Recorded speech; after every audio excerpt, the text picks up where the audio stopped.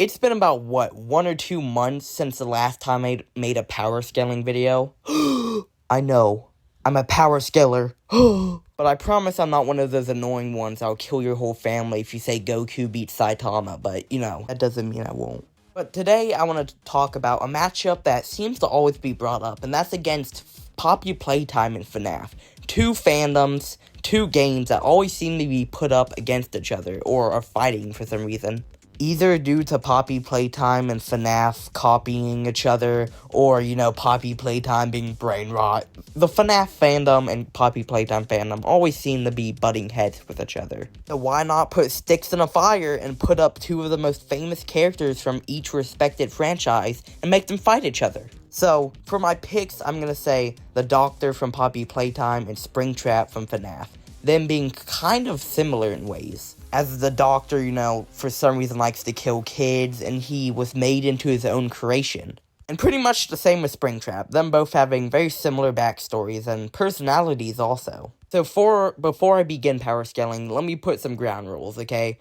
Due to Springtrap having powers and the Doctor not, to make this fair, Springtrap will be in the Doctor's domain, also known as, his laboratory or whatever. I can only use what is confirmed to be canon, right? I can't use any random shit Springtrap did in the Fazbear Frights books, where he, threw a car at a semi-truck or some shit. I can only use what is canon. Meaning, technically, no, Springtrap cannot turn into a 17-foot-tall robot rabbit animatronic. That's a real thing, by the way. Also, I cannot be biased and pick my favorite character for them to win. I'm only doing this for fun, of course. And that's pretty much all I have to mention. So first, I'm going to power scale the big boy himself, Springtrap. So before I actually power scale Springtrap, we have to talk about William, also known as, just human Springtrap. Because before Springtrap even became an animatronic, he was still very powerful.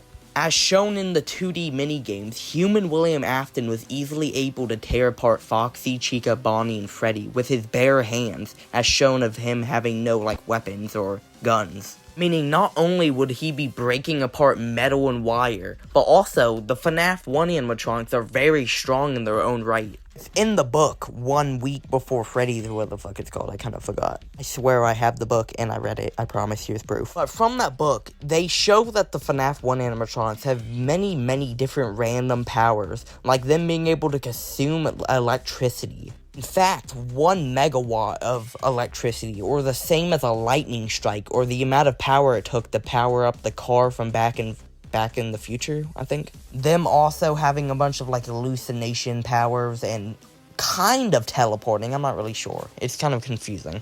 But the most consistent thing is their speed. Within the game and in the books, it's shown that they're easily able to go around the pizza place really quick, seconds quick. Them also being able to flip tables and crush human beings into suits, which the amount of force it takes to break a human bone is 900 pounds, and then being able to rip and break multiple ribs and bones and crap while shoving you in the suit would take probably tons of force. And not many, I'm saying tons. Meaning it could be 2,000 to 14,000 pounds they could put onto you. But let's keep this realistic. The amount of power it takes, of course, is 900 pounds to break a bone. And them putting so much pressure and, aggressiveness into putting you in the suit that your eyes pop out. We're gonna say they put around a ton of force. 1 ton, meaning 2,000 pounds. Also able to flip tables, break machines, break metal, just the basic animatronic stuff. So, with all that said, William being able to break them would already get human William to, small building level. And you would say, well, how did him getting crushed in a suit make him stronger? Well, it's mentioned many times that he's way stronger than he was as a human. Like in the what the fuck is it called? Fourth closet or whatever. He literally says, I'm stronger than I used to be. How strong exactly? I'm gonna say 2 times stronger. So William is really strong now. With him being mentioned to be comparable to a race car with his speed, being able to move faster than someone's vision, also known as subsonic. So basically, Springtrap can move so fast that he can outspeed your vision. which not only is fucking crazy, but is also going to be a huge problem for the Doctor. Springtrap is shown a lot in-game to move around the, place in vents and on foot really fast, so his speed being that quick is very consistent. And once again, saying that human William was able to break metal animatronics, him being 2 times stronger would probably mean he can bust through walls, break metal doors. He's probably way, way, way stronger. And now that the Dead by Daylight Springtrap's confirmed, he can also lift people up with one hand. And we can't forget the most important part, and that's the fire. William always comes back, of course. With, after Michael setting the building to blaze, with the power of the blast and fire being strong enough to break the building apart, and Springtrap surviving that gives him really good durability. As we've seen from the, ending of Sister Location, Springtrap came out of that pretty unscathed. So we're gonna have to get him at least building level durability. I'm gonna say small building level. And that's not even his first fire, because he survived 2, technically. Well, he technically died in Pizza Sim, but still, he took 2 very, very hot fires. And of course, since William is now covered in metal, the amount of heat it takes to burn metal can be around 1,222 up to 2,500 degrees Fahrenheit, meaning Springtrap surviving at least one of those fires is absolutely bonkers for his durability. But with all that said, where would I scale William Afton or Springtrap? For strength, we know as a human he was able to break metal animatronics, and his power being doubled, meaning not only could he overpower the animatronics, but he can probably bust through walls and, shown in Dead by Daylight, lift people up with one hand. Putting his strength either to large wall level to small building level. His speed is subsonic, meaning he can outspeed your vision. His durability is small to large building level, and very consistently too shown that he can survive, once again, really, really hot fires and surviving, and also he got crushed and survived, and he has some type of immortality. I know I said that wrong, don't mention it. And with all that said, Springtrap would be around building level. And now we have to get to the Doctor. Now the Doctor will be a very, difficult character to scale due to just a lack of, media we have about him. Us only knowing, very little about him. But we know his human form was Harley Sawyer. But there's no reason to really mention him as a human due to, him not having any upgrades from him being machine to human. Because, there's no ghostly powers. He's just now a robot. But from what we do know, Harley Sawyer, or the Doctor, have the ability to control multiple tens, if not hundreds, of these, TV-headed robots. The TV-headed robots being made of metal, and also standing around 7 to 8 feet tall, towering over Springtrap. We know he was also involved in the Hour of Joy, which was an event where all the toys ran around and murdered grown men, so they're already around wall level. And we know Harley was able to kill us, a grown man, so he's already able to kill human beings very easily. Robots are also shown to outspeed humans and be very fast, not to the point of being subsonic, but are probably superhuman. And with the robots having no known, weakness or anything, we don't know if breaking their TV would, kill them or anything, this could be a problem for Springtrap. Because as we know, the Doctor's a very, very intelligent person, as Harley Sawyer was the person who made the Bigger Bodies initiative, which basically he turned kids into giant toys, which isn't something no regular Jomo could do. Because being able to do that requires a lot of knowledge, not only on the human body, but on biology? What the fuck you say? Because if you don't know this, Springtrap, or William, is involved in, engineering and technology, not human, organs and stuff. Biology being way, way, way more complicated than engineering and technology. So the Doctor's actually smarter than Springtrap in some cases. And that is gonna be a problem for Springtrap, because putting someone like Harley Sawyer, which we know was involved in the Hour of Joy and helped plan out that entire mission, lets us know that the Doctor can plan out scenarios and might probably make a plan to defeat Springtrap. Especially with him having the, capability and usage of these, giant robots, hundreds of them probably, would be a really big problem for Springtrap.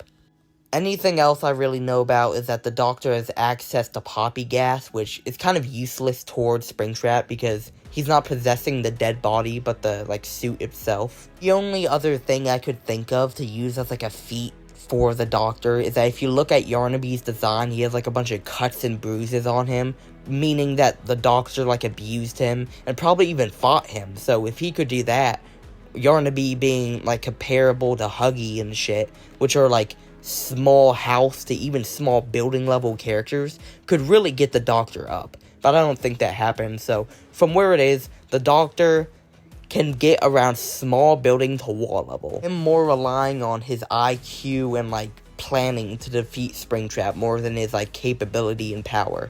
So now with all that out of the way, could Springtrap actually defeat the Doctor? Well, short answer yes, long answer possibly. Springtrap is a very intelligent person. He ran a whole pizzeria for years to come, and a very successful one too. And he was an engineer making revolutionary, animatronics, and discovered Remnant.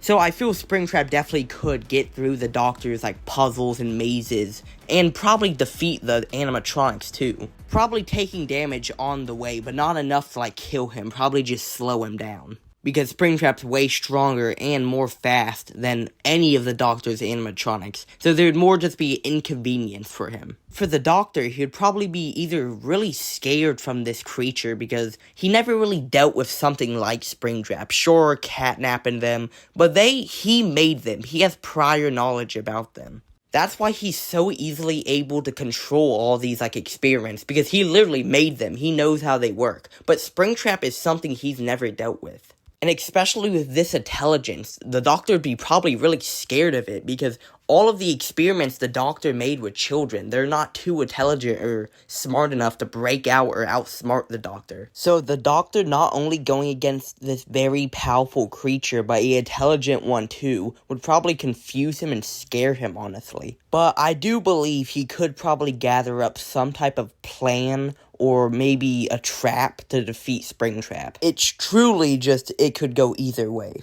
So there's basically two outcomes, like I said last time. There's the first outcome where Springtrap just gets mauled to death. He probably puts up a good fight, of course, probably destroys some of the robots, probably gets really close to the Doctor's brain, but eventually he'll get overwhelmed. Probably just get slowly torn apart bit by bit until he's out of commission. Because though Springtrap is a strong character of durability, him being able to survive 2 fires and a bunch of beatings, suit is really, really, really old and made of really rusty, blood-soaked metal, so I think it getting kicked or punched by one of the Doctor's robots would probably break it. But there's also the second outcome where Springtrap wins, where, due to Springtrap having this immense strength and speed mixed up with his intelligence, he'll probably make a plan to just destroy all his robots and rip his brain out. Which is probably the more realistic, outcome due to Springtrap having all these supernatural powers. Yeah, that's basically it.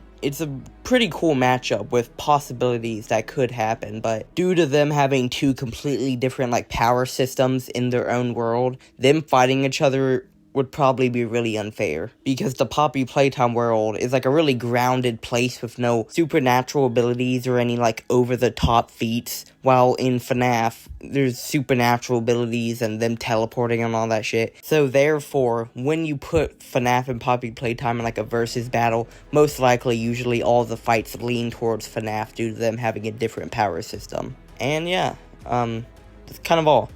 It was a really cool matchup to see, these two franchises are always somehow butting heads, so putting their characters versus each other is a really fun thing. So, thanks for watching, and I'll see you later. Hey guys, I just want to say thanks for watching my video, and subscribe.